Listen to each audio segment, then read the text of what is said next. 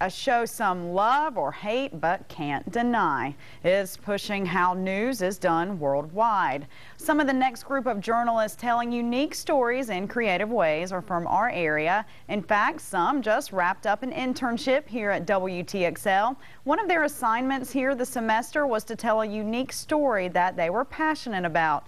And all week long, we're going to showcase some of those stories in a series we call the Intern Project. Tonight in part 3 of our series, Shelby Weiner shares a very personal story about her battles in a gluten world. When you look around, it seems like there is an abundance of food options. Whether it's a sit-down meal or something on the go, there's a restaurant on every corner. It looks like there is something for everyone, but not for me. I'm Shelby Weiner, and I'm gluten-free. The first time I heard of gluten intolerance was at my doctor's office 5 years ago. At the time, I thought this diet seemed imposing and undoable. I didn't really understand what gluten was, and like most people, I thought, isn't that stuff in everything? Gluten is a protein processed from wheat species and provides texture to dough. Typical glutinous items are breads, cereals, pastas, baked goods, and snack foods. But gluten hides in many other things because it acts as a stabilizing or thickening agent. Before, I would have never thought to check my ice cream for gluten. With gluten looming behind every corner, you would think the market would offer more options, but only 1 in every 133 Americans are diagnosed with celiac disease. This number is so low because gluten sensitivity can be complex to diagnose. It's estimated that 97% of gluten-intolerant people are undiagnosed.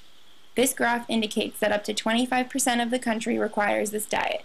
So then why is it so difficult to find gluten-free options? Limited options in grocery stores and restaurants means if you want something, you gotta make it yourself, and that doesn't come cheap.